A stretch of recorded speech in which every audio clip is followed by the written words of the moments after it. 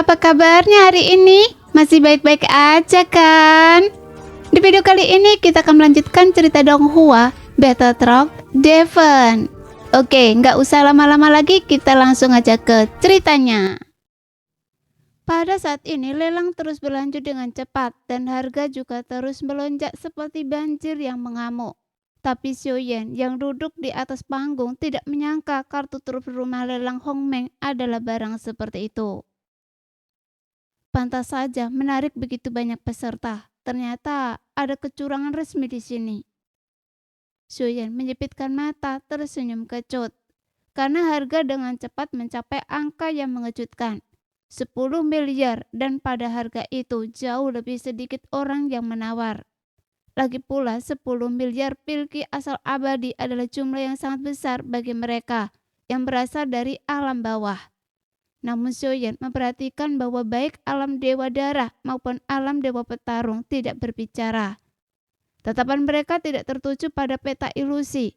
Mereka sepertinya menunggu kartu truf sebenarnya muncul. Melihat ini, Xiaoyan terus menunggu. Dasar penipu. Setiap kali ada kompetisi multi alam, selalu ada yang tertipu. Sebelum saya datang, kakak senior ke-6 dan kakak senior ke-5 saya memberi saya satu, dan keduanya persis sama. Tapi saya tidak menyangka begitu banyak orang masih membelinya. Ye Feiyu mencibir, menggelengkan kepalanya. Dua peta ilusi identik muncul di tangannya dan dia melemparkan satu ke Xiaoyan.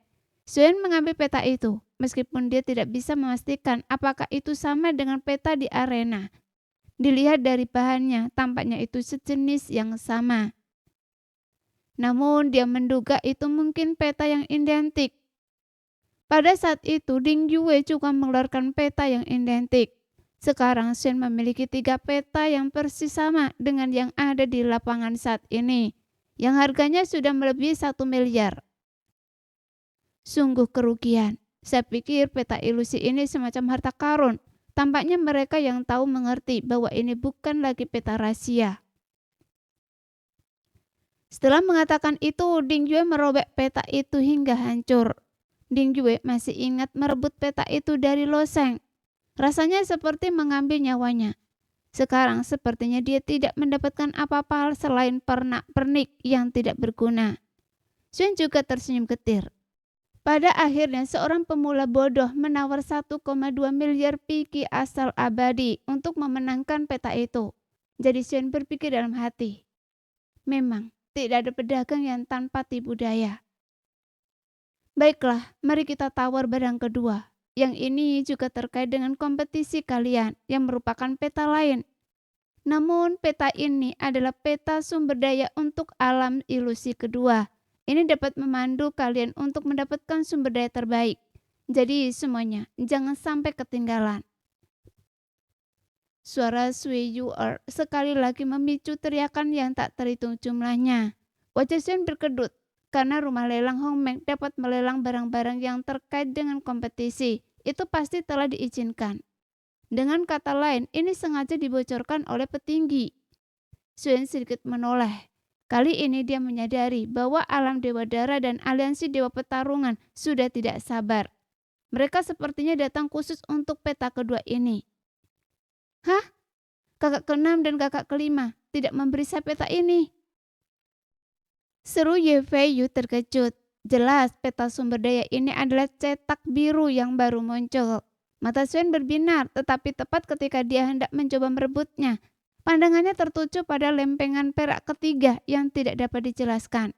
Melihatnya dari jauh, dia dapat melihat bahwa benda di lempengan perak terakhir itu bersinar, memancarkan cahaya merah.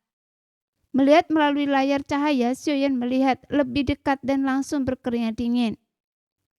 Tidak mungkin kebetulan. Seru Xiaoyan tak percaya. Ini memang kebetulan. Anda pasti mendapatkan cetak biru ketiga. Cetak biru ini memiliki fluktuasi khusus yang dipancarkan oleh jantung api. Pasti berhubungan dengan jantung api. Jika Anda beruntung, itu mungkin akan membawa Anda ke lokasi jantung api pertama Anda. Tepat ketika Xiaoyan masih tak percaya, suara tetua Zhan tiba-tiba terdengar di benaknya, mengejutkannya. Jantung api? pupil mata Suen mengecil, bahkan suaranya pun serak dan tubuhnya sedikit gemetar saat duduk di kursi. Suara gumaman tetua Zen mengandung sedikit kejutan, seolah tidak menyangka petunjuk menuju jantung api akan muncul begitu cepat. Sementara itu, keributan di aula lelang yang disebabkan oleh peta sumber daya kedua tampaknya sama sekali diabaikan oleh Xiaoyan. Hanya 4 kata ini yang bergema seperti guntur di benaknya, membuatnya gemetar dan bulu kuduknya berdiri. Jantung api adalah arah yang akan dikejar Xiaoyan dalam perjalanan setelah 3 keajaiban. 3 keajaiban telah memberinya banyak pertumbuhan di sepanjang jalan. Tetapi Xiaoyan tahu bahwa hanya api surgawi di antara 3 keajaiban itulah yang benar-benar ia dambakan. Tatapan Xiaoyan agak tidak fokus saat ia menatap nampan perak yang dipegang oleh pelayan ketiga di tengah aula lelang. Nyala api samar yang terpancar darinya memiliki daya tarik yang tak berujung baginya. Jantung api yang menurut Xiaoyan seperti mencari jarum di tumpukan jerami.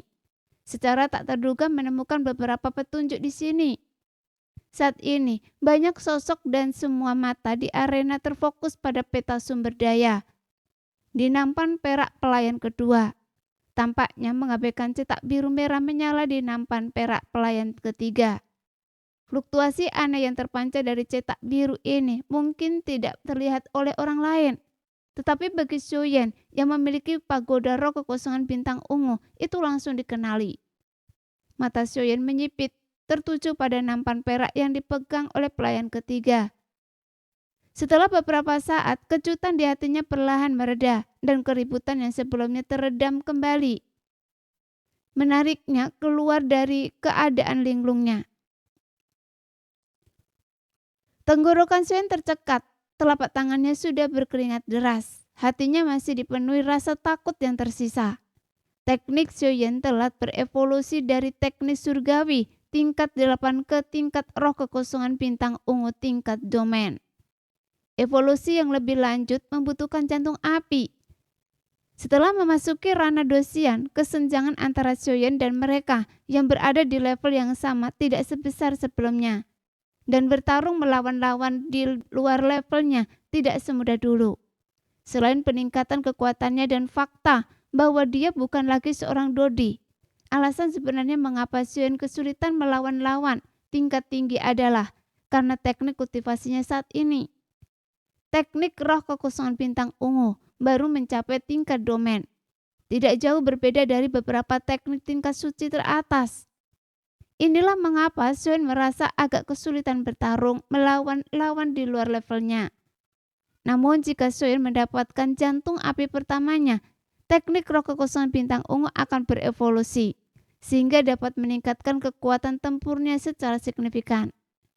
Xiaoyan menduga bahwa karena cetak biru jantung api telah muncul di sini, mungkin dia sengaja dibocorkan oleh petinggi bintang Homeng. Kemungkinan besar jantung api mungkin terletak di dalam superior yang hilang di babak final kompetisi. Xiaoyan mengamati aula lelang dan memperhatikan bahwa perhatian semua orang terfokus pada peta sumber daya kedua. Untungnya mereka tampaknya tidak memperhatikan cetak biru jantung api. 18 miliar pilki sumber abadi. Pada saat ini, Ye Jiang dan aliansi dosen telah menaikkan harga menjadi 18 miliar yang sangat tinggi. Harga yang cukup untuk membeli bahtera superior kelas 2. Tapi ini hanyalah sebuah peta dan keasliannya tidak pasti. Namun harganya sudah mencapai tingkat yang sangat tinggi. Dengan suara Ye Jiang, sekitarnya menjadi hening. Sepertinya tidak ada yang mau membayar harga setinggi itu untuk peta sumber daya yang keasliannya tidak pasti ini. Tentu saja perhatian Xiaoyan sekarang lebih terfokus pada cetak biru jantung api. Sekalipun peta sumber daya itu penting, itu tidak bisa dibandingkan dengan jantung api yang dapat mengembangkan teknik kultivasinya. Karena itu Xiaoyan tentu saja tidak akan bersaing dengan mendapatkan peta sumber daya itu lagi. 18 miliar pilki asal abadi sekali. Adakah yang mau menawar lebih tinggi? Tatapan lembut Sui Su'er menyapu kerumunan besar itu. Keributan dan diskusi berlanjut, tetapi tidak ada orang lain yang mengajukan tawaran lagi. Dengan harga yang sangat mahal seperti itu, bahkan jika seseorang membeli peta sumber daya itu, tanpa kekuatan, seseorang akan mudah dibunuh dan dirampok. Tanpa kekuatan yang mempertahankannya, membelinya hanya akan menjadi beban. Tatapan Soyen tertuju pada cetak biru jantung api, dan dia telah kehilangan semua minat pada peta sumber daya saat ini. 1,8 miliar. Tawaran kedua. Suara lembut dan memikat Swesuer terdengar lagi. Di sisi lain, Dewa Darah, Serigala Darah dan Pincan Darah saling bertukar pandang dan juga menyerah. Bagaimanapun harganya memang tidak sepadan. Mungkin cetak biru itu palsu, dan pada akhirnya semuanya akan sia-sia dan mereka akan menghabiskan 18 miliar pilki asal abadi. Akan lebih baik untuk mendapatkan beberapa senjata dan peralatan. Karena itu tidak sepadan hanya untuk sebuah cetak biru. Soyen, ada apa? Anda sepertinya tidak terlalu tertarik dengan peta ini. Saat itu, Geng Ping yang cukup dekat dengan Soyen bertanya dengan penasaran ketika melihat Soyen tidak berbicara. Soyen tersenyum tipis dan pelan menggelengkan kepalanya. Saya juga menginginkannya, tapi saya tidak punya uang. Geng Ping terdiam mendengar ini, jelas dia tidak menyangka jawaban Soyen akan begitu lugas. Jika saudara Soyen menginginkannya, saya bisa meminjamkan Anda uang. Geng Ping tertawa terbahak-bahak. Soyen sedikit terkejut dan menatap Geng Ping dengan agak heran. Geng Ping juga berasal dari alam yang lebih rendah dan seharusnya tidak memiliki begitu banyak pilki sumber abadi. Fakta bahwa dia bersedia meminjamkannya kepada Soyen berarti identitas Geng Ping jelas tidak sederhana. Setidaknya bisa dipastikan bahwa dia sangat kaya. Terima kasih saudara Geng Ping, tapi menurut saya peta sumber daya ini hanyalah gertakan. 18 miliar tidak sepadan. Soyen menggelengkan kepalanya dan menolak dengan sopan. Namun tepat ketika Soyen berbicara dengan Geng Ping dan Swesuer hendak menyelesaikan kalimat ketiganya, sebuah suara yang agak halus tiba-tiba terdengar di telinga Soyen. 1,9 miliar. Seluruh aula gempar. Soyen juga terkejut, menoleh tajam untuk melihat Ding Yue tersenyum padanya di sampingnya. Tapi berikutnya itu menyebar ke seluruh aula seperti gelombang.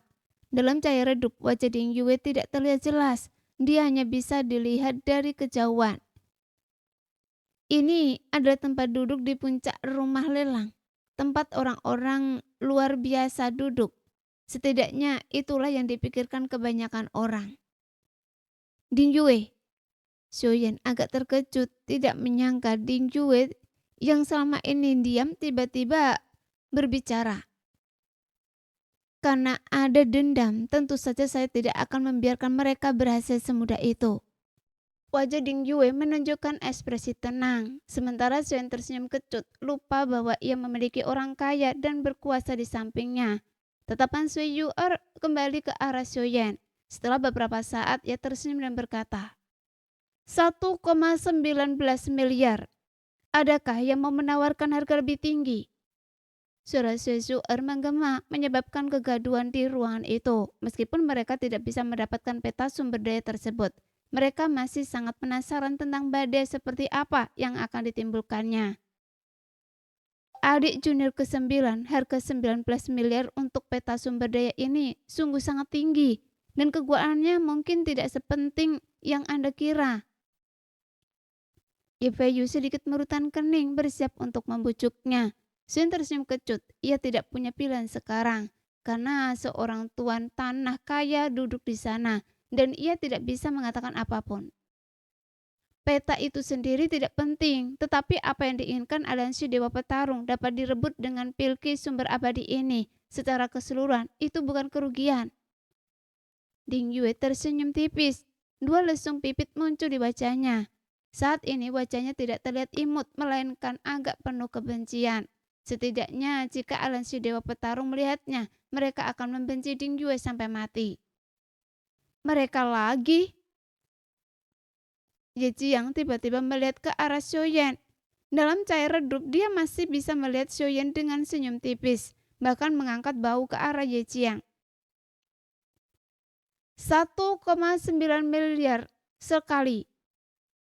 Suara Sui Yu'er terdengar perlahan. Ye Jiang menatap tajam Xiaoyan, tetapi dia tidak berdaya melawannya, hanya amarahnya yang meluap. 2 miliar.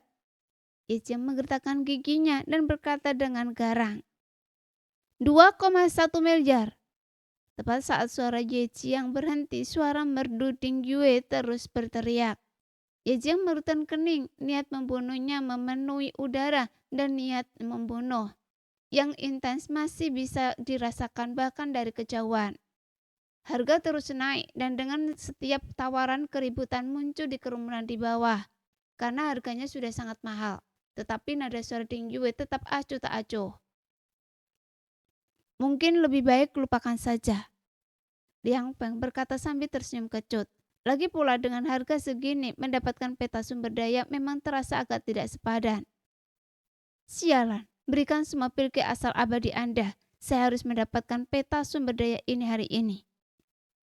Ye Jiang sudah pernah ditipu oleh Xuan sekali, dan jika dia kalah kali ini, apa yang akan terjadi pada reputasi aliansi Dewa Tarung? Dia dengan cepat mengumpulkan tambahan 500 juta, sementara Liang Feng hanya menyumbang 100 juta. Dan Jiang Ya tidak menyumbang 1% pun. Jadi Ye Jiang menatap tajam Jiang Ya dan meraung. Anjing tak berguna. Jiang Ya duduk di belakang, diam, amarahnya benar-benar tersembunyi. Wajahnya sangat tenang, kepalanya tertunduk, tidak pernah menatap Ye Jiang. 2,2 miliar. Ye Jiang berteriak lagi, jelas bertekad untuk bertarung sampai mati. Di dalam aula lelang, ayah Ding Yue, Ding Yanto, juga hadir. Mendengar suara Ding Yue sebagai ayahnya, dia tentu saja mengenalinya. Dasar boros, tapi itu bukan masalah besar. Karena ini aliansi dapat tarung, menghabiskan sedikit uang untuk membuat mereka menderita, bukanlah kerugian. Ding Yanto duduk tenang di kursinya dengan tangan bersilang. Ekspresi acuh tak acuh di wajahnya. Diam-diam mendengarkan keributan di arena dan suara marah Ye Jiang saat dia menawar. Tapi wajah Ding Yue tetap acuh tak acuh saat dia menatap Ye Jiang dengan jijik. Meskipun dia mungkin kurang kuat, dia tentu tidak takut dengan kekayaan keluarga. Lagi pula dia adalah putri sulung dari rumah lelang keluarga Ding di kota Seribu Bintang. Dengan kekayaan yang terkumpul selama bertahun-tahun dan kecerdasan bisnisnya sendiri, dia bahkan pernah menipu ayahnya sendiri. Jadi jumlah uang bukanlah apa-apa baginya. 2,5 miliar. Sebuah seruan kaget terdengar di antara kerumunan. Banyak yang mendengar suara merdu itu. Bertanya-tanya wanita muda boros dari alam lain mana yang memiliki kekayaan dan karisma seperti itu. Cara dia menaikkan harga membuat jantung semua orang berdebar kencang. 25 miliar. Xuan merasakan rasa pahit di mulutnya. Dia ingat bagaimana Ding Yue meminta sesuatu 100 juta pilki asal abadi di lubang cacing. Dan menambahkan itu membuat merasa mual. Sekarang menghabiskan pilki asal abadi terasa seperti membuang-buang kacang, seolah-olah dia memperlakukannya seperti sampah. Ekspresi Ye Jiang membeku pada harga astronomis 2,5 miliar. Butiran keringat muncul di wajahnya. Dia tidak berani melakukan kekuatan Xuan dan kelompoknya sekarang. Setidaknya mereka sangat kaya. Ye Jiang tidak pernah membayangkan bahwa Xiaoyan dan kelompoknya yang awalnya dia anggap tidak mengancam akan menjadi pesaing terbesar di lelang ini. Ye Jiang. Liang Feng sedikit mengerutkan kening. Mengkonsumsi begitu banyak pilki sumber abadi di sini benar-benar tidak bijaksana. Lagi pula pilki sumber abadi tidak hanya setara dengan mata uang, tetapi juga pengisian energi yang sangat penting yang digunakan secara luas dalam kompetisi. Jelas, Ye Jiang telah menghabiskan semua tabungannya untuk membeli peta sumber daya ini. 2,7 miliar. Ye Jiang sama sekali mengabaikan nasihat Liang Feng dan melanjutkan. Ini semua kekayaannya. Dia masih berpegang pada secerca harapan percaya bahwa Suen dan kelompoknya juga putus asa dan mencoba mengintimidasinya dengan 2,5 miliar. Saya hanya tidak percaya bahwa seseorang dari alam yang lebih rendah dapat memiliki begitu banyak pilki sumber abadi. Namun, tepat ketika ekspresi Yeji yang berubah jelek, Ding Yue yang sudah cantik berbicara lagi dengan suara merdu. 3 miliar. Suaranya seolah menggema di seluruh aula lelang, bahkan tubuh Sui Suer yang lembut sedikit gemetar. Dan tatapannya yang halus sedikit terangkat. Melihat ke arah Ding Yue memperlihatkan ekspresi terkejut yang tak bisa disembunyikan. Wajah Yeji yang memerah dan ekspresinya menjadi sangat buruk. Tampaknya Suen telah memegang peta sumber daya dengan erat. Yeji yang hanya memiliki sedikit pilki asal abadi yang tersisa. Dia tidak lagi berhak untuk menawar 30 miliar pilki asal abadi. Baiklah, karena itu saya akan memberi Anda peta sumber daya. Saya harap Anda bisa bertahan dalam kompetisi ilusi pertama. Yeji yang tertawa sinis. Setelah berbicara, Yeji yang terdiam dan kemudian keributan itu kembali terdengar. Dihadapkan dengan harga selangit 3 miliar pilki asal abadi, Yeji yang sekarang tidak punya uang dan tidak mampu menghasilkan apapun lagi. Jadi aliansi dewa pertempuran telah kalah lagi. Jiang Ya yang duduk di belakang tertawa rendah dan dingin yang tak diragukan lagi semakin membuat Ye Jiang yang sudah marah semakin geram. Anda ingin mati? Tawa Jiang Ya seolah mengejek Ye Jiang yang tak berdaya yang menoleh. Matanya dipenuhi niat membunuh dan berkata dengan dingin. Jiang Ya perlahan mengangkat kepalanya. Senyum di wajahnya senyum yang diwarnai kebencian, tetapi dia tidak menjawab Ye Jiang, hanya mencibir. Bahkan jika Ye Jiang ingin membunuh Jiang Ya, dia akan melakukannya selama kompetisi. Namun jika Sun Ning tahu bahwa Ye Jiang telah membunuh sesama murid, Ye Jiang kemungkinan akan menghadapi hukuman berat, jika bukan kematian. Jiang Ya telah mengantisipasi hal ini. Lebih jauh lagi, bahkan jika terjadi perkelahian dalam situasi 1 lawan 1 dengan Ye Jiang, Jiang Ya bahkan jika dia tidak bisa menang, setidaknya akan mengkuliti Ye Jiang hidup-hidup. Meskipun Jiang Ya tersenyum, dia memancarkan niat membunuh yang tak terbatas. Begitu kuat sehingga membawa Ye Jiang sedikit berhenti. Ye Jiang dan Jiang Ya kira-kira berusia keduanya mencapai tingkat dosen bintang 5 sebelum mencapai usia 10.000 tahun. Menjadikan mereka jenius tingkat atas di dalam aliansi dosen. Jika Jiang Ya tidak dikalahkan oleh Xiao Yan, tidak pasti siapa yang akan menjadi kapten. Jadi aliansi dosen sedang kacau. Setelah menderita kerugian di tangan Xiao Yan 2 kali, moral mereka agak koyah. Setidaknya sekarang, Ye Jiang tidak lagi menganggap Xiao Yan dan kelompoknya sebagai sampah tak berguna dari alam tingkat rendah. Karena alam tingkat rendah biasa tidak mungkin menghasilkan 30 miliar pilki asal sumber abadi. Jumlah yang cukup besar bahkan untuk dosian. Xiao Yan di sisi lain merasa geli sekaligus jengkel. Peta sumber daya yang dikemas dengan indah dipersembahkan kepadanya dan Ding Yue dengan santai melemparkan 30 miliar pilki sumber abadi. Membuat Xiao Yan dan kelompoknya terdiam. Bahkan jika Anda punya uang, ini bukan cara untuk membelanjakannya. Xiao Yan benar-benar tak berdaya. Meskipun pembelian peta sumber daya oleh Ding Yue mungkin tidak sepadan, itu jelas meramahkan moral aliansi dosen. Sudah Xiao Yan, jadi Anda punya rencana cadangan? Maafkan saya karena tidak bisa menebak rencana Anda lebih awal. Geng Ping tercengang. Dia tidak menyangka Xiao Yan dan timnya akan menghabiskan harga setinggi 3 miliar untuk peta sumber daya itu. Sun tersenyum tak berdaya pada Geng Ping. Jika dia memiliki 3 miliar pilki sumber abadi itu, dia tidak akan pernah membeli peta sumber daya yang disebut-sebut itu. Karena tindakan seperti itu bukanlah gayanya. Namun Sun tidak bisa mengatakan apapun kepada Ding Yue karena dia menggunakan uangnya sendiri. Dan pembelian peta sumber daya itu pasti akan menguntungkan seluruh tim.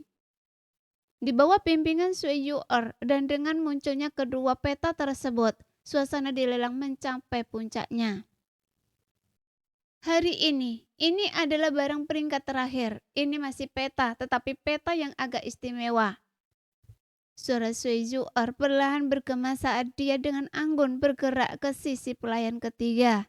Layar cahaya besar bergeser ke nampan perak di tangan pelayan, di mana sebuah peta bersinar dengan cahaya merah samar, tampak terbakar oleh api. Api redup terlihat membakar tepi peta, membuatnya tampak seolah-olah akan dilahap oleh api. Namun setelah diperiksa lebih dekat, ukurannya tetap tidak berubah. Jadi pemandangannya benar-benar tampak aneh. Peta macam apa ini?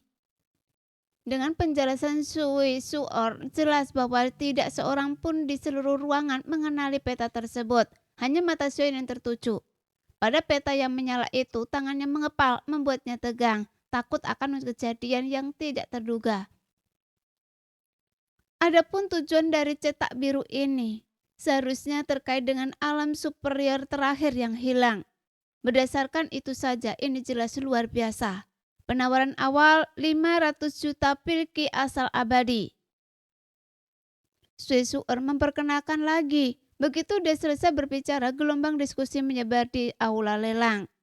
Setelah beberapa saat, orang-orang masih menawar dan harga penawaran untuk cetak biru api ini mulai naik. Sui Lang dan Sui Bichan saling bertukar pandang melihat cetak biru api itu. Mereka berdua menggelengkan kepala tetapi tetap menyebutkan harga mereka. Meskipun kami tidak tahu persis apa itu, jika masuk ke kompetisi final, cetak biru ini pasti akan berguna. Namun jika harganya terlalu tinggi, kami tidak akan mempertimbangkannya. Sui Bichan berkata perlahan, suaranya yang sangat memikat dengan tenang mengumumkan harga. Di pihak aliansi Dewa Petarung Yijiang yang telah menderita 2 kekalahan beruntun juga melihat cetak biru api itu. Namun alisnya sedikit berkerut karena dia juga tidak tahu persis apa itu. Namun bagaimanapun itu adalah kartu truf terakhirnya. Jadi tidak mungkin terlalu sederhana. Saya tidak bisa mengkhawatirkan itu sekarang. Ayo kita beli dulu. Peta sumber daya telah dicuri, tetapi saya tidak percaya para bajingan tingkat rendah dari alam bawah itu masih memiliki pilki asal abadi untuk melawan saya demi cetak biru yang tidak dikenal ini. Kata Ye Jiang dengan garang, sambil mengibaskan lengan bajunya. Namun Liang Feng jauh lebih rasional. Dia memegang pedang kuno di dadanya, melihat cetak biru api itu dan menggelengkan kepalanya setelah berpikir sejenak. Cetak biru ini mungkin tidak terlalu berharga. Lagi pula ini adalah lelang dan mereka akan mendapatkan keuntungan dengan berbagai cara. Mungkin itu hanya selembar kertas yang tidak berguna. Itu hanya taktik bisnis, gertakan. Saya rasa tidak perlu menghabiskan banyak uang untuk benda ini. Liang Feng memandang cetak biru api itu. Bagaimanapun ia memandangnya, sepertinya cetak biru itu sengaja dibuat tampak misterius, hanya untuk memanfaatkan kehebohan seputar peta sumber daya pertama dan kedua, dan menghasilkan keuntungan besar. Ye Jiang mengerutkan kening, tidak terburu-buru untuk menawar. Ia ingin menunggu Xiaoyan. Ia ingin melihat apakah Xiaoyan dan yang lainnya masih akan menawar. Namun cetak biru api jauh kurang menarik daripada cetak biru pertama dan kedua.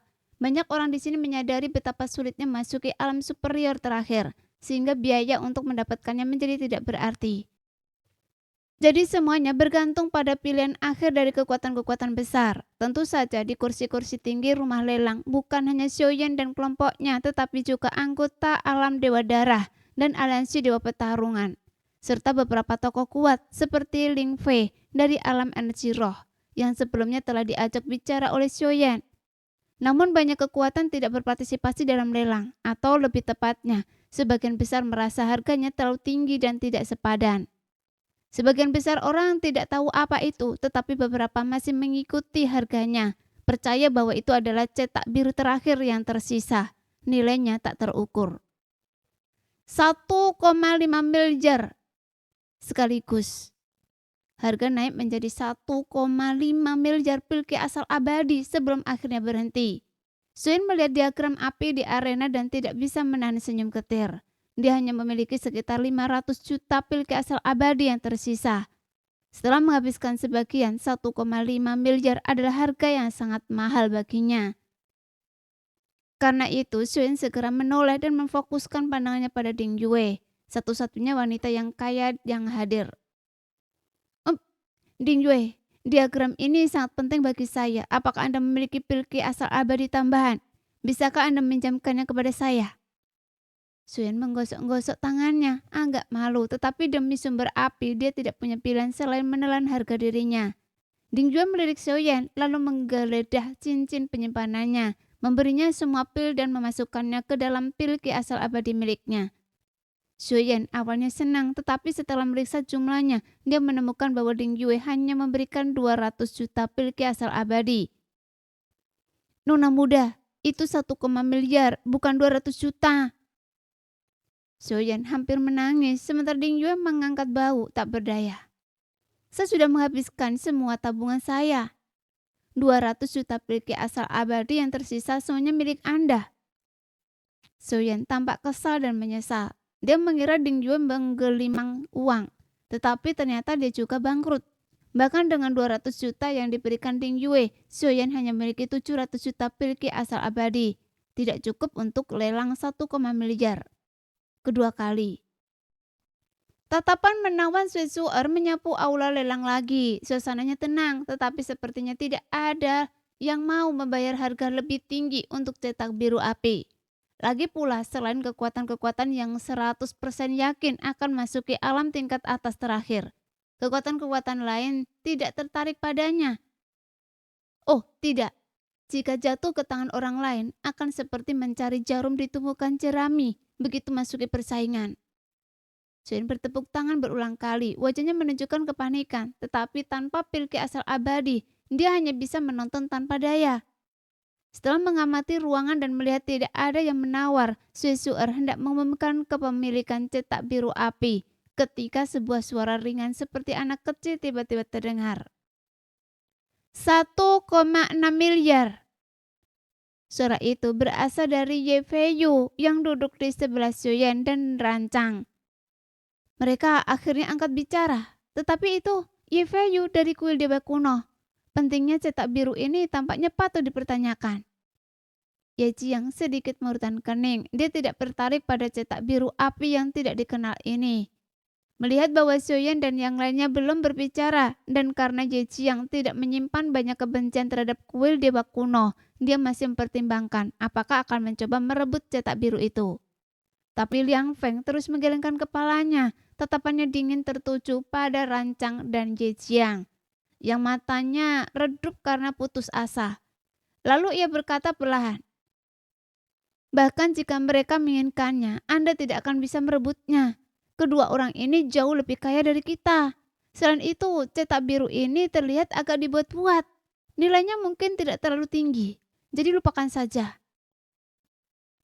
Ye Jiang mengerutkan kening mendengar ini. Ia tidak pernah menyangka bahwa apa yang begitu ia yakini di lelang ini akan direbut. Yang paling membuatnya marah adalah bahwa itu diambil oleh musuh mereka. Seolah-olah sesumber mereka sebelumnya telah benar-benar dipermalukan. Kemudian, harga 1,6 miliar telah tercapai dan tidak ada yang menaikkan tawaran lebih lanjut.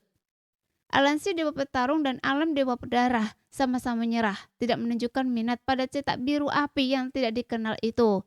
Jadi harga terakhirnya ditetapkan hanya pada 1,6 miliar dan segera diserahkan kepada Ye Feiyu. Suen sekarang kembali merasa malu, berusaha sebaik mungkin untuk berpura-pura tidak peduli. Tetapi matanya tanpa sadar terus melirik cetak biru api di tangan Ye Feiyu. Pada saat ini, Ye Feiyu juga dengan khidmat membuka cetak biru api. Melihat pola-pola aneh di atasnya, dia mengelus dagunya, tampak berpikir, yang membuat jantung Xiaoyan berdebar kencang. Mungkinkah dia juga tahu tentang jantung api? Xiaoyan berpikir dalam hati. Ini buruk. Jika Ye Feiyu mengetahuinya, cetak biru api akan berada di luar jangkauannya. Jika jatuh ke tangan orang lain, dia bisa memperjuangkannya. Tetapi sekarang berada di tangan Ye Feiyu. Bahkan jika dia mencoba, dia tidak punya kesempatan. Lagi pula kuil dewa kuno telah menyelamatkan Xiaoyan dari bahaya berkali-kali. Bahkan jika seseorang kurang berprinsip, Xiaoyan bukanlah tipe orang yang akan meninggalkan prinsipnya demi keuntungan dan membunuh penyelamatnya. Tiba-tiba seluruh aula lelang menjadi terang dan Sue Suer dengan pinggang rampingnya membungkuk ke area sekitarnya. Terima kasih atas kehadiran Anda semua di rumah lelang Hongmeng. Lelang ini sekarang telah selesai. Semoga sukses dalam kompetisi Anda. Setelah Sue Suer selesai berbicara, dia membungkuk sebagai tanda terima kasih dan kerumunan padat berhamburan keluar dari rumah lelang. Ketika lampu menyala, menjadi jelas bahwa anggota aliansi dosen yang duduk di kejauhan semuanya memiliki ekspresi yang sangat buruk. Hampir semua wajahnya mereka dipenuhi dengan niat membunuh. Ye Jiang berdiri menatap Xian dan kelompoknya. Xian juga menoleh. Ye Jiang membuat gerakan menggorok di depan lehernya sendiri, memberitahu Xian, Anda akan mati. Xian tersenyum, mengancungkan jempol kepada Ye Jiang, lalu menggelengkan kepalanya, seolah berkata, Anda sampah. Wajah Ye Jiang semakin dingin. Lelang ini ada pertama kalinya Ye Jiang menyaksikan tim ini mengalahkan Xiang Ya, dan dia sendiri tidak luput dari kekalahan. Menderita kekalahan diam-diam di tangan Xian dan kelompoknya. Dengan mengibaskan lengan bajunya, Ye Jiang memimpin anak buahnya dan menghilang ke dalam kerumunan. Sementara itu, Sue Lang di kejauhan melemparkan pandangan tidak ramah. Kali ini alam dewa darah mereka tidak membuat gebrakan, karena bahkan aliansi dewa petarung pun telah menderita kerugian. Jadi mereka tentu saja tidak akan menjadi yang pertama untuk menantang. Sudah saya bilang, dalam keadaan Anda saat ini tidak mungkin Anda bisa mengalahkan orang ini. Seseorang yang berani menginjak-injak aliansi dewa petarung, saya khawatir merekalah satu-satunya di seluruh rumah lelang yang bisa melakukan itu. Sui Binchan berdiri, menggerakkan sosoknya yang anggun dan memikat. Kata-katanya semakin menggoda. Dia menjilat bibir merah darahnya dengan lidahnya yang cantik dan berkata, tapi ini juga tidak apa-apa. Mungkin kita bahkan tidak perlu mengangkat jari. Aliansi Dewa Petarung akan mengurus mereka sendiri dan itu akan menghemat dari banyak masalah. Nah, sekian dulu cerita hari ini. Kita lanjut lain hari ya guys ya. Bye-bye.